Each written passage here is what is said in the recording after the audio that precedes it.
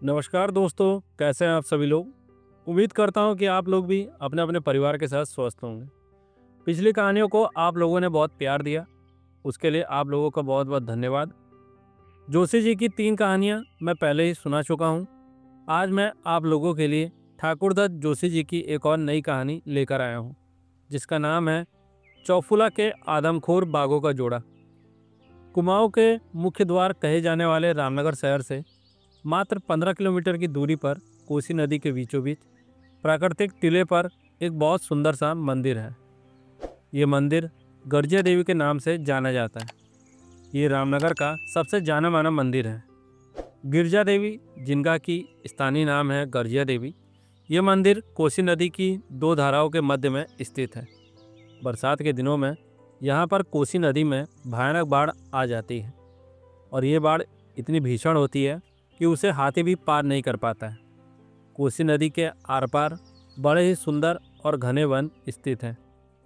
कोसी नदी में कई प्रजाति की मछलियाँ भी पाई जाती हैं और यहाँ पर एक फॉरेस्ट गार्ड की चौकी है, जिसका नाम है चौफुला चौकी।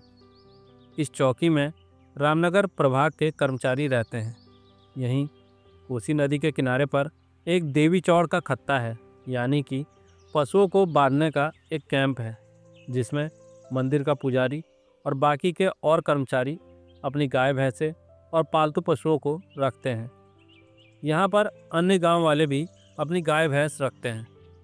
चौफुला के पास में ही नदी तक जाने के लिए एक पुल भी बना हुआ है और उस पुल से बेताल घाट, अमेल सेठी, ओखलडूंगा, इन सब गांव के निवासी रामनगर में हाट बाजार करने आते हैं। और जो चौफुला है वो भैंस वालों का रहने का स्थायी निवास है।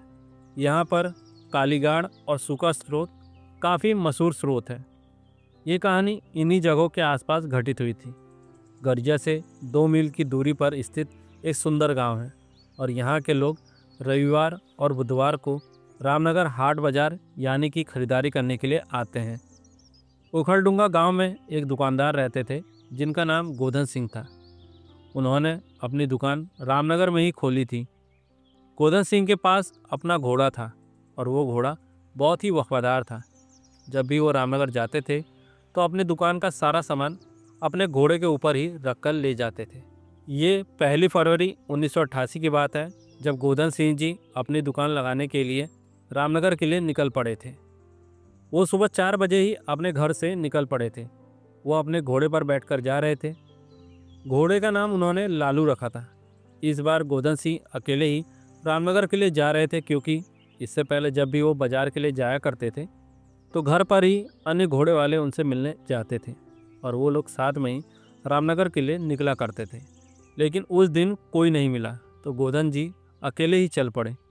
गोधन जी ने अपने घोड़े के गले में एक घंटी बांधी हुई थी और जब लालू चलता था तो उस घंटी से बहुत ज़ोर की आवाज़ होती थी। जब गोधन जी सूखा स्रोत पहुँचे तो सुबह के करीब 7 बज चुके थे। वहाँ पहुँचते ही वो घोड़ा लालू अचानक से चौकन्ना हो गया। उस समय उसने अपने दोनों कान खड़े कर दिए। लंगूर भी अलार्म कॉल कर रहे थे। गोधन भी समझ चुके थे कि आसपास ही कहीं बाघ है, लेकिन उन्हें अंदाज़ा था कि ये बाघ अभी उनसे कुछ दूरी पर होगा। गोधन घोड़े लालू को ज़बरदस्ती हाँक रहे थे। लालू आगे नहीं बढ़ना चाहता था। मालिक के दबाव की वजह से वो बड़े अनमने ढंग से आगे बढ़ रहा था और उस घोड़े यानी कि लालू के गले में जो घंटी थी, उसकी आवाज़ से जो बाघ था उसने लंगूर का पीछा करना छोड़ दिया था। अब वो लालू और गोधन सिंह की तरफ आने लगा। वो टाइगर यानी कि बाघ घाल लगाकर लैंटाना झाड़ी, जिसे पहाड़ी में कुरी भी बोलते हैं, उसके पीछे छुप गया था, क्योंकि उसे मालूम था कि उसका शिकार उसी की तरफ आ रहा है। अपने घोड़े की हरकतों से गोधन सिंह को भी खतरे का आभास हो गया था, लेकिन ये जानते हुए भी कि बाघ पास में ही है, फिर भी वो चौकन्ना नहीं हुए।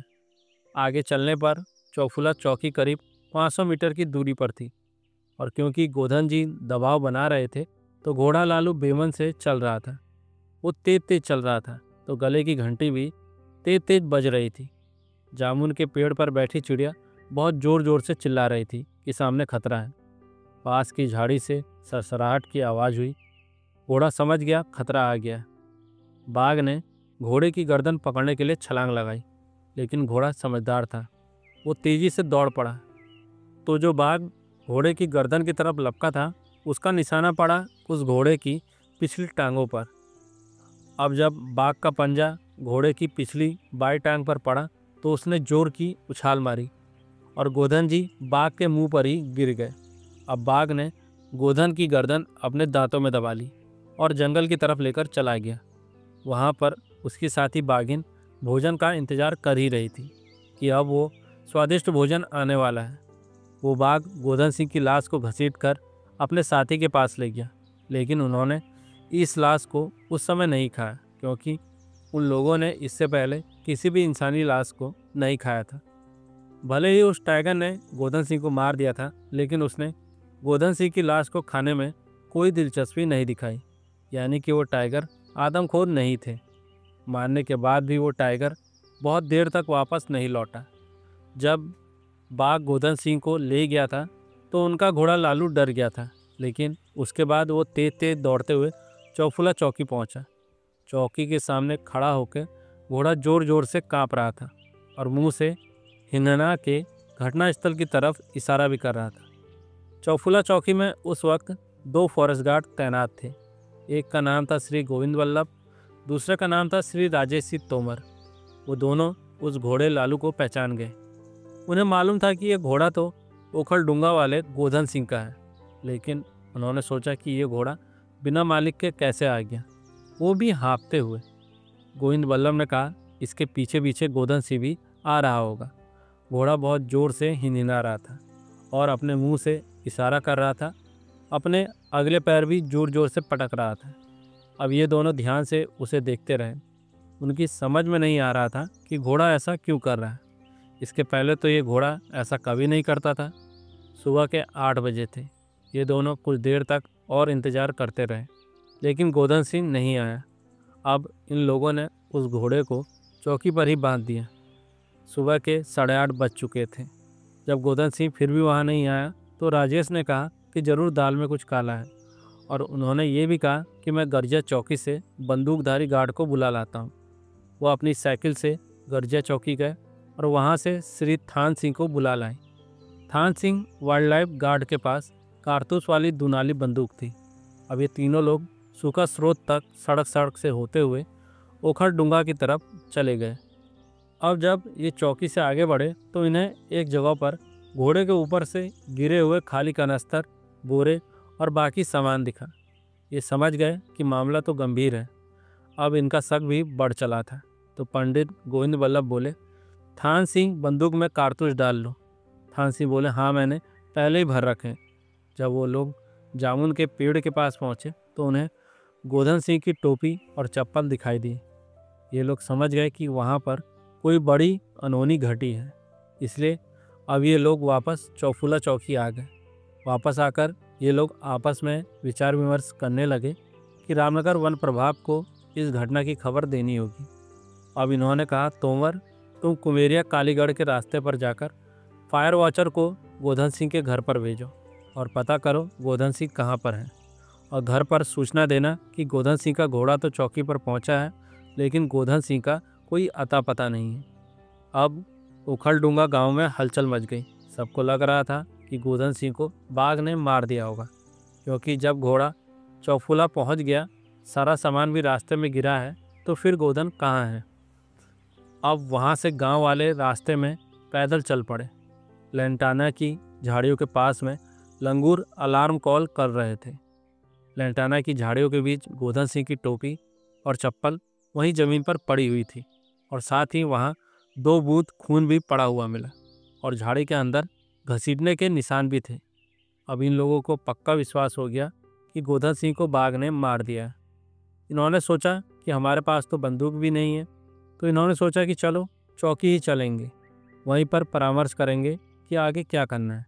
सबका यही मानना था कि जब वन विभाग वाले आएंगे तभी लाश की खोजबीन की जाएगी। उधर रामनगर से फील्ड डायरेक्टर का ऑर्डर जोशी जी को हो गया कि ओखलडुंगा के गोधन सिंह को चौफुला चौकी के पास में बाघ ने मार दिया। ये सूचना मिलते ही जोशी जी ने अपनी 315 बोर की राइफल अपने साथ ले ली। उनके साथ उनके सहायक वन्यजीव प्रतिपालक श्री खुशहाल सिंह और वन्यजीव गार्ड श्री राम नरेश थे। इसके आगे जोशी जी बोलते हैं कि अब मैं इन लोगों के साथ में गरिया से ओखलडूंगा जाती जिला बोर्ड की 6 फुटा रोड पर चलते चलते चौफुला चौकी पहुंच गया। वहां मेरे इंतजार में गांव वाले लोग बैठे थे। उन लोगों के साथ कुछ वन्य कर्मचारी भी वहां मौजूद थे। शाम के 4 बज चुके थे। हम सारे लोग घटना स्थल पर पहुंचे। अब घटना स्थल पर पहुंचते पहुंचते शाम के 5 बज गए थे। हमारे पास एक 315 बोर की राइफल और 2 12 बोर की शॉटगन थी। टोली बनाकर खून की बूंदों के निशान और घसीटने के निशान देखते देखते हम लोग आगे बढ़े। अब जंगल में अंधेरा हो गया था, जिसके कारण अब निशान नहीं दिख रहे थे। सारे लोग डरे हुए थे। सभी लोग आगे बढ़ने में भी डर रहे थे। अब सब लोगों ने विचार विमर्श किया कि अंधेरी रात में लाश को ढूंढने में बहुत खतरा है, सुबह लाश को ढूंढा जाएगा। ये राय सबने मंजूर की। रात के 8 बज चुके थे। तब मैं अपने साथ अपने आदमियों और फॉरेस्ट गार्ड को लेकर चौफुला चौकी पहुंच गया। रात भर आग जलाकर हम लोग उसी के सहारे बैठे रहे। खाने का भी इंतजाम नहीं हो पाया। सिर्फ चाय पीकर और आग के सहारे रात काटी, क्योंकि चौकी जंगल में थी। थोड़ा बहुत ही खाने का सामान फॉरेस्ट गार्ड वहाँ पर रखते थे। 2 फरवरी 1988 को सारे लोग सुबह 8 बजे दोबारा घटना स्थल पर पहुँच गए। रात में जो ओस गिरी हुई थी उससे पूरा जंगल गीला हो गया था। लोग एक दूसरे को आवाज़ देते हुए हल्ला करते हुए आगे बढ़ रहे थे। मैं सबसे आगे चल रहा था और करीब 20 लोगों की लाइन मेरे पीछे थी। मुझे गोधन सिंह का जैकेट नज़र आ गया। मेरी पॉइंट 315 बोर की राइफल में 5 राउंड तो पहले से ही लोडेड थे। पीछे भी लोग कुल्हाड़ी दराती और लाठियाँ लेकर चल रहे थे। आगे थोड़ी सरसराहट की आवाज़ सुनाई दी। मैंने कहा, राम नरेश, हवाई फायर करो। तब दोनों ने अपनी अपनी 12 बोर की शॉटगन से 5-5 हवाई फायर की। मैं आगे बढ़ते जा रहा था। आगे मुझे एक छोटा सा नाला दिखा और वहाँ से मुझे दिखी एक काली परछाई खिसकते हुए। ये परछाई शायद उस टाइगर की थी, लेकिन मुझे टाइगर नहीं दिखा। सुबह के 10:30 बज चुके थे और हम लगातार गोधन सिंह की लाश को खोजने में लगे थे। खोजते खोजते हम लोग एक नाले में उतर गए। उस नाले में हमें गोधन सिंह की लाश का कुछ हिस्सा दिखाई दिया। लाश उसी नाले में पड़ी थी। लाश मिलते ही वहाँ पर बहुत शोर शराबा होने लगा। सबको पता चल चुका था कि गोधन सिंह की लाश मिल चुकी है।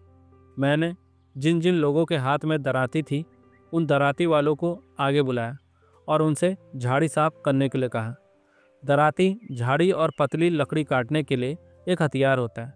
झाड़ियाँ साफ करने के बाद मैंने उस स्थान का बारीकी से निरीक्षण किया। मुझे गोधन सिंह के लाश के टुकड़े 2 जगह से मिले।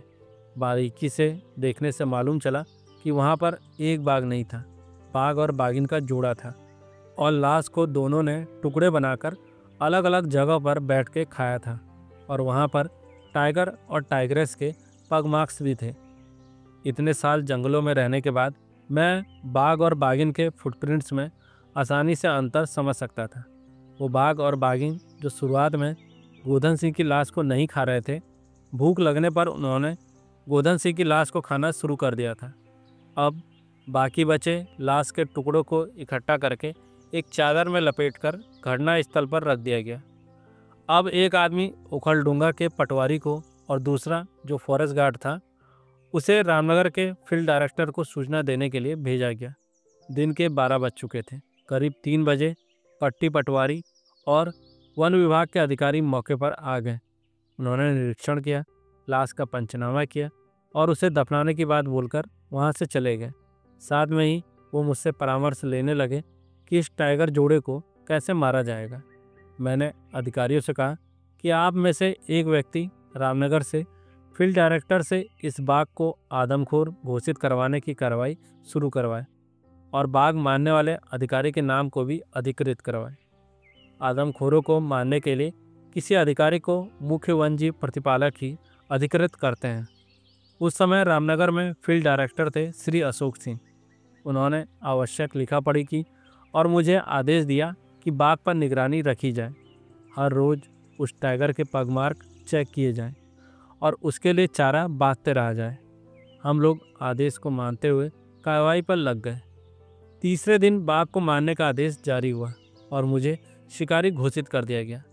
एक भैंस का पाड़ा नज़दीक में ही बांध दिया गया। वो जगह जहाँ पर गोधन सिंह को मारने वाली घटना हुई थी, उसी जगह के पास में एक भैंस के पाड़े को बंधवा दिया गया। रात में वो टाइगर आया और उसी रात उस पाड़े को खा गया।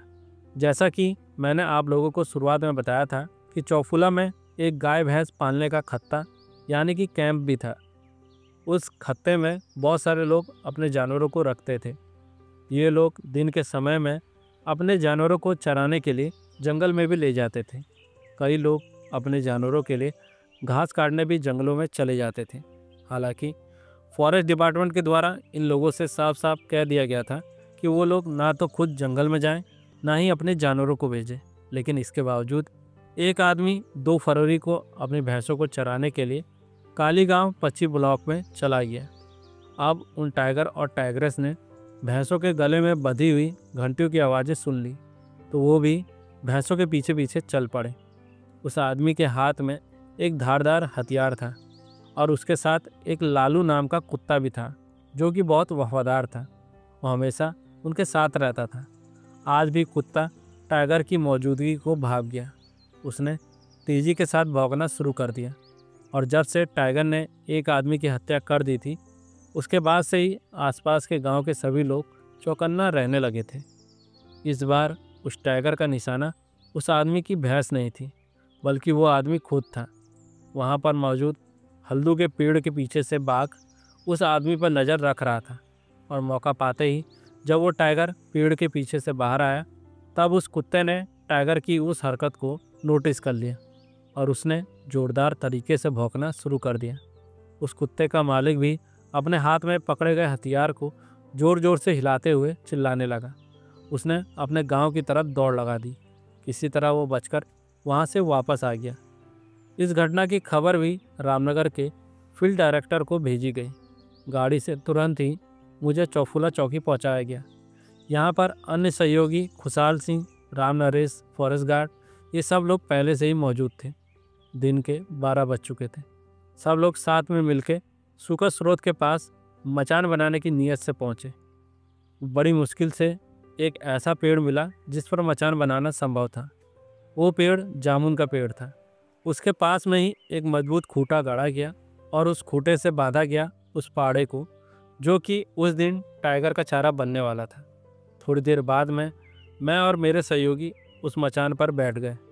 वहाँ बांधने के बाद से ही वो बांधा गया जानवर ज़ोर ज़ोर से बोलने लगा, क्योंकि उसे आभास हो रहा था कि आज उसकी मौत उसके नज़दीक ही है। हम मचान के ऊपर से चारों तरफ मुस्तैदी से नज़र जमाए हुए थे।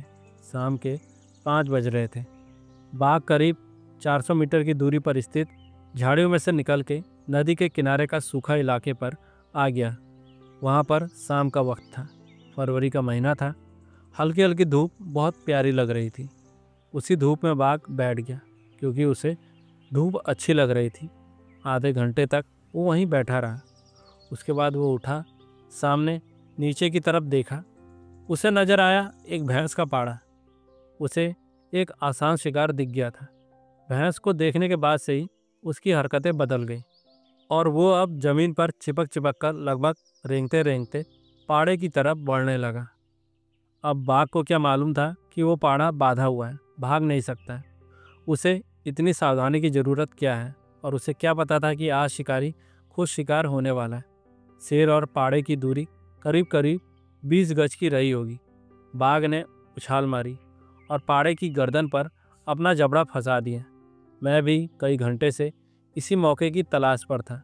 मैंने अपनी 315 बोर की राइफल टाइगर पर केंद्रित की और एकदम आराम से पूरा समय लेते हुए गोली चला दी।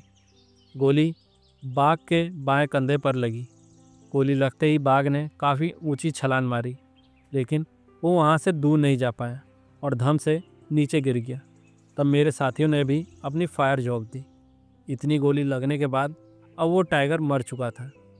पूरा रोमांच खत्म होने के बाद अपने साथियों को बुलाने के लिए मैंने हवा में एक फायर किया।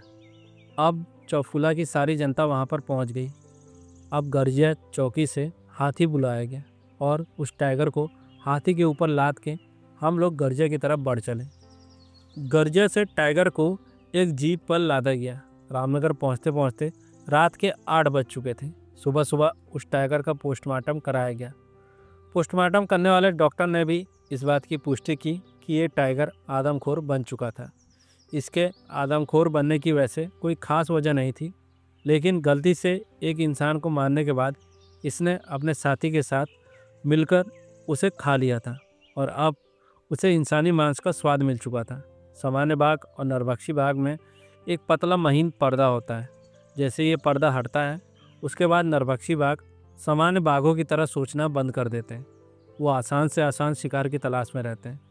कुछ दिन तक सुखद स्रोत के जंगलों में और आसपास के इलाकों में शांति बनी रही। चौफुला निवासी एक व्यक्ति थे जिनका नाम झवर सिंह था। उन्होंने कई सारी भैंसें पाल रखी थीं। वो खुद भी इन भैंसों को चराने के लिए जंगल में जाते थे और कभी कभार उनके साथ उनका लड़का बालम सिंह भैंसों को लेकर चराने के लिए साथ में जाता था। जब भैंसें चौफुला आ जाती थी तो उन्हें छोड़ के ग्वाले अपने अपने डेरे में चले जाते। झूमर सिंह की पत्नी हंसी देवी शाम के समय भैंसों के लिए घास काटने के लिए जंगल जाती थी। चौफुला के पास में एक छोटा सा चारागाह था। वहाँ पर 2-4 घर भी थे। वो घर वहाँ पर बरसों से थे। ये घर भैंस पालने वालों के लिए वहाँ पर रहने की अच्छी व्यवस्था थी। यहाँ पर घोड़ों के लिए चारा और पानी की व्यवस्था भी थी। चौफुला में वन रक्षक की एक पुरानी 2 मंजिला चौकी है। देवी चौड़ गांव में सूखा स्रोत में इन आदमखोरों ने पहले भी कई सारे लोगों की जानें ले ली थी। टाइगर को तो मैंने मार दिया था, लेकिन टाइग्रेस बच गई थी। मुझे मालूम था और मेरा ऐसा अंदाज़ा भी था कि टाइगर के साथ में जो टाइग्रेस है वो भी आगे चल के मैन ईटर बन जाएगी, क्योंकि उस टाइग्रेस ने भी इंसानों के शवों को टाइगर के साथ में खाया था और आखिर वही हुआ। वो टाइग्रेस हीरा देवी नाम की एक औरत की मौत का कारण बनकर ही रही। 20 मई 1988 की बात है। हीरा देवी भैंसों के साथ आ रही थी। दोपहर के 3 बजे थे। उसके साथ उसके कुछ साथी भी थे। आगे जाकर वो लोग अपनी भैंसों के साथ अलग हो गई। जिस समय हीरा देवी पर टाइग्रेस ने हमला किया, शंकर राम की घरवाली यशोदा अपनी भैंसों को लेकर करीब 200 मीटर आगे बढ़ चुकी थी। हीरा ने भैंसों के बीच से यशोदा को पुकार लगाई, यशोदा, बाघ ने मुझे मार दिया। हीरा बेचारी उस समय प्रेग्नेंट थी। वो भाग भी नहीं पाई। श्री नंदावल्लभ अपने एक छोटे से छप्पर की दुकान में बतासे वगैरह और बाकी कुछ पूजा का सामान बेचा करते थे। उसने यशोदा को बहुत घबराई हुई अवस्था में देखा। उसने पूछा, क्या बात हो गई? यशोदा, तुम इतनी घबराई हुई क्यों हो? लेकिन उससे कुछ बोला नहीं क्या। वो बस जंगल की तरफ देखते हुए रोने लगी। चंद्रमणि का पुत्र नंदावल्लभ अनुभवी आदमी था।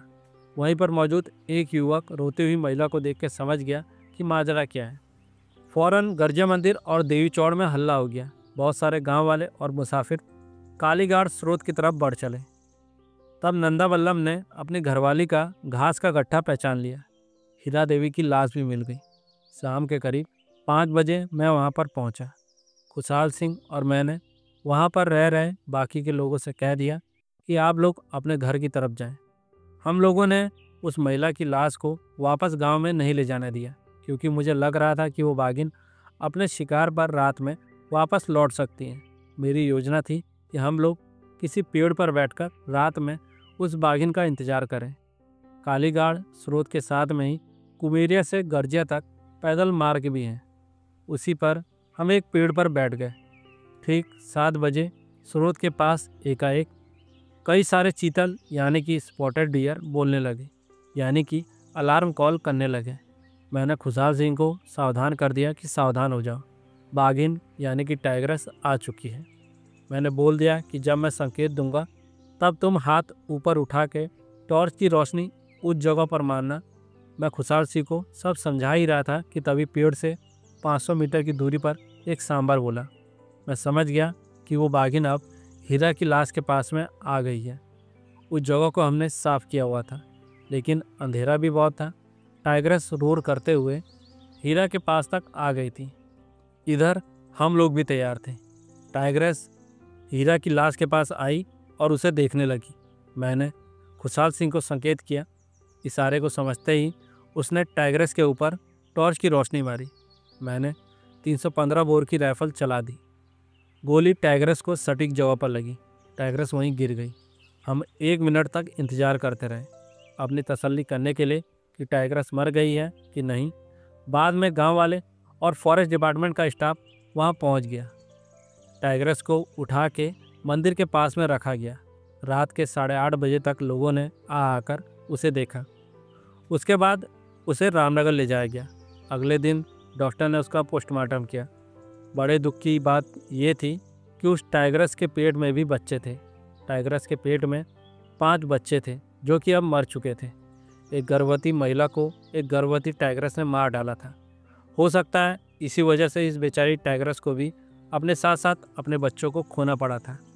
इस दुखद घटना के बाद आदमखोर बाघों का आतंक खत्म हो गया था। फॉरेस्ट डिपार्टमेंट ने मुझे पुरस्कृत भी किया, लेकिन मुझे बहुत दुख हुआ कि टाइग्रेस गलत जगह रहने की वजह से आदमखोर बन गई थी और उसके पेट में 5 बच्चे भी उसके साथ ही मर गए। अगर यही 5 बच्चे जन्म लेते तो हो सकता है कि वो इन जंगलों पर कई सालों तक राज करते। फॉरेस्ट डिपार्टमेंट ने यह तय किया कि अब किसी भी बाघ या टाइग्रेस को मारने से पहले उसे पकड़ने की कोशिश की जाएगी। उसके बाद ही जब परिस्थितियाँ आउट ऑफ कंट्रोल हो जाएंगी तब बाघ या बाघिन को मारा जाएगा। तो दोस्तों, इस तरह से ख़त्म हुई आज की ये कहानी। अगली कहानी में फिर मिलेंगे। अगर आपने चैनल को सब्सक्राइब नहीं किया तो चैनल को सब्सक्राइब कर लीजिए। चलिए मिलते हैं अगले सप्ताह। तब तक के लिए नमस्कार, शुभ रात्रि।